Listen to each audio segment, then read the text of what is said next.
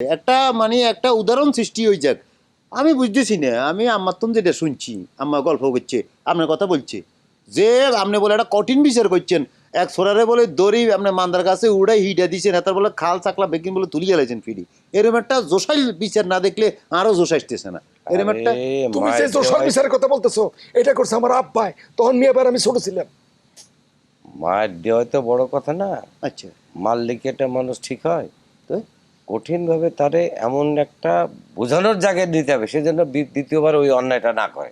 এইটাই তো পাইতেছি না, আমি এতদিন ধরেই আসি কই এটা করা বিচার পাইলাম না। ভাই এটা করা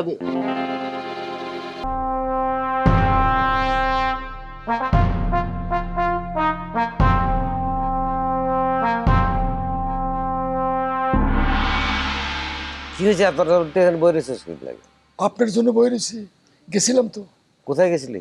ওই যে দহল বাড়িতে। দখল বাড়িতে? কার সাথে গেছিলি? কে কে কার সাথে, তোর সাথে কে ছিল? বল্টু নিয়ে গেছে আমার, আচ্ছা, কি দেখলি? খুব সম্মান করছে। 3 গ্লাস শরবত খাচ্ছে, যেখানে 1 গ্লাস সাদার কথা না। এবং অগের যে বস আছে মানে লেদু, এর স্যার আমার বসবার দিচ্ছে, দোস্ত দোস্ত করে হয়রান। আমিও চোটপাট কম নেই একদম বিচারকের ভাইয়ের মতো করে কথা বলছেন। এই শাট আপ, চোরের মার বড় গলা বাড়ি দখল করছো, না থ্রেট করছি। কিন্তু ঘুরে ফিরে কি কমু, এরা তো মনে করে যে মাটির ওয়ালের ভিতরে মনে করেন সব টাঙ্গা রাখছে, দলিল মূল্যে যা যা আছে। মানে কি কমু, এরাও তো একের জায়গায় ঠিক আছে।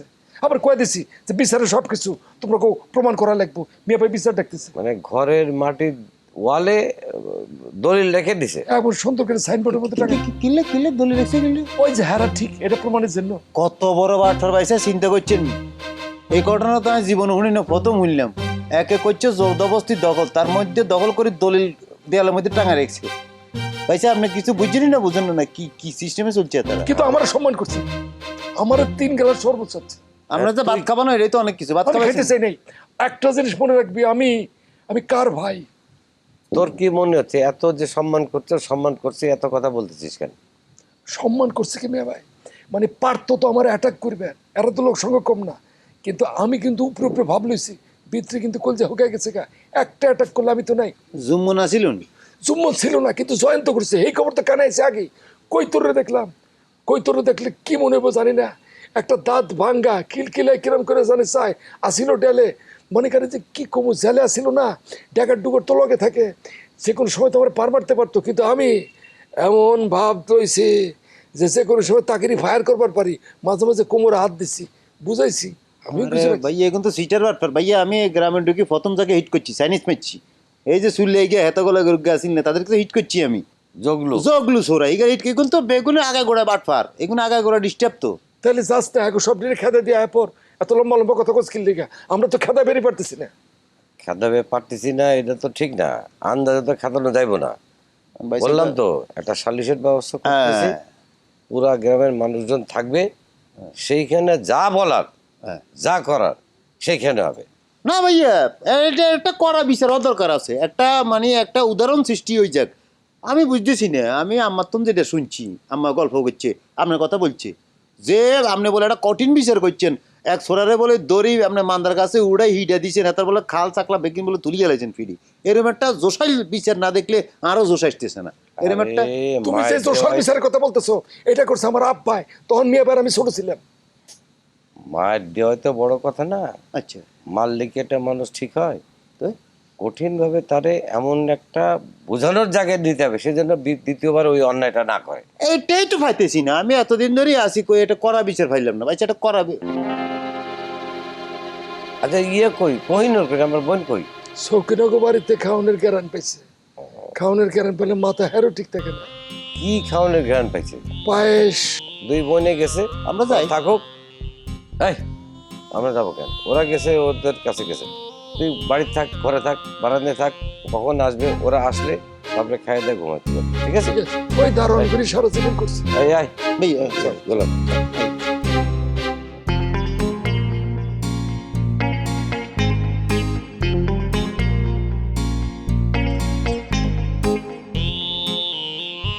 ভাইয়া গেছে ঘুমাক, অসুবিধা নেই, বাবিরে লই এসে চলেন। তুই যা গে খাই গিয়া বেহা কোন। আপনি কি মনে করছেন খানার কথা বলছি? কি করে যাই কিছু মনে গল্প করি, আর কি খাইলে ভাই বাবিরা কি খাইতে ছাই আসে, চলেন না, আইয়েন না।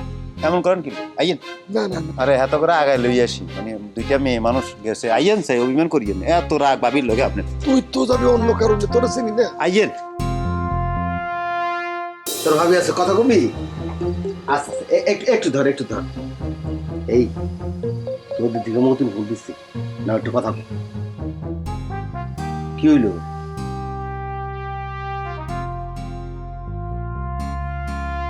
এই মতিন দোস্ত ওই তোর ভাবি একটু অন্য কাজে ব্যস্ত হয়ে পড়ছে তো আমি পরে ফোন দিয়ে তোর লোকের কথা কয়ে দেই।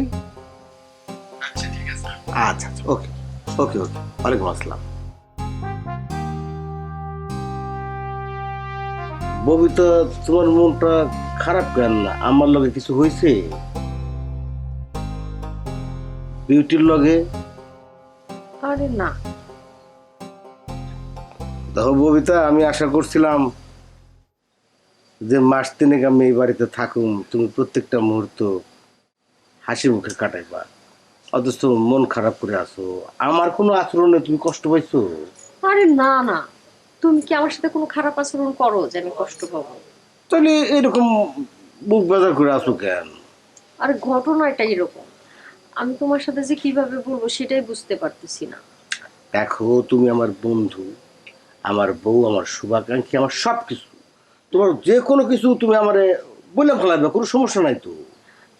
আসলে আমার না শুক্র ভাইয়ের জন্য অনেক মন খারাপ লাগতেছে, তার কপালটাই খারাপ। কেন ওরা আবার কি হইলো? সেটাই তো তোমার কাছে যে কিভাবে বলবো। বলো না। ওই যে তুমি আমার চাচাতো বোন সুরভির কথা বলছিলা না? হ্যাঁ হ্যাঁ দেখো সুরভি মেয়েটা কত ভদ্র কত শান্ত। ভাবি ফোন করছিল, বললো নাকি লজিং মাস্টারের সাথে ভাগছে। হ্যাঁ হ্যাঁ কি কও?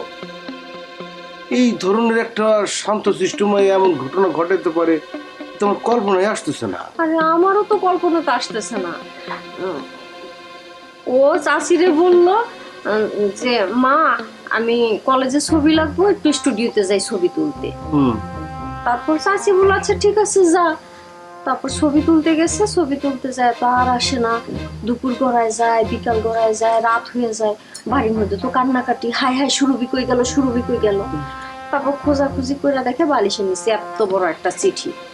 চিঠিতে কি লিখছি? লিখছে আম্মা আমি হারুন স্যারকে ভালোবাসি, ওরে ছাড়া বাঁচবো না, আমরা দুজন বিয়ে করলাম। আমাদের জন্য চিন্তা করো না, কোনো বরদোয়া দিও না, আমাদের জন্য দোয়া করো। বুঝো অবস্থা। এটা কথা? এদিকে তো দোস্ত আমার আনন্দে কোট সিলাইতে দিছে, কোট পাট পইরা সে সুরভিরে দেখতে যাইব, এই কথা শোনা মাত্র তো তো স্ট্রোক করবো। আরে সেইটাই তো আমিও তো এটাই চিন্তা করতেছি যে কিভাবে বলবো। আমিও ভয় পাইতেছি। ববিতা তুমি এই কথা শুক্রে কো না, আমিও কো না। আরে না আমি তো কইতেই পারবো না, তুমি জানো কিভাবে তুমি কি করবা, আমি এর মধ্যে নাই। শোনো ও তো টাকাটা দিবই, দোস্ত কোট সিলাইছি চল দেখে আসি। আমি ডাইরেক্ট কয়ে দেবো যে সুরভির আক্কেল দাঁত উঠতেছে, ব্যথাটা তো মানে যে কোনো একটা গল্পকে এটা কাটাই দেবো না, এই কথা ওরা কয়ে যাবো না। তোমার যে এত বুদ্ধি, আমার মাথায় না কোনো বুদ্ধি নাই। আমি এতক্ষণ তো টেনশনেই মরে যেতেছিলাম। তোমার মাথায় অনেক বুদ্ধি, আমি এত কিছু বুঝি না, বানায় কথাও কইতে পারি না। তুমি কি সুন্দর একটা বানায় ফেললা। না অবস্থার পরিপ্রেক্ষিতে কোনো কোনো সময় বানাইতে হয়, হয় না যে মনে করো একজন বিষ খাইছি কিন্তু সে জানে না, কিছুই হবো না, কিন্তু যখনই জানবো তখনই গোলমাল শুরু হয়ে যাবে। তো এই জিনিসটা যখন জানবো না তখন একভাবে থাকবো, যখন জানবো তখন হাই হুতা শুরু করে দেবো, ভাববো যে আমি অপয়া, আমার জীবনে বিয়ে শাদী হইব না, দেখা যাবে যে হতাশার দিয়ে একটা অঘটন ঘটে ফেলতে পারে। তবে এটা কিন্তু সত্যি, তোমার ওই বন্ধু শুক্র ভাই কপালটা একেবারেই খারাপ, যেইখানে যায় সেইখানেই ভেসাও।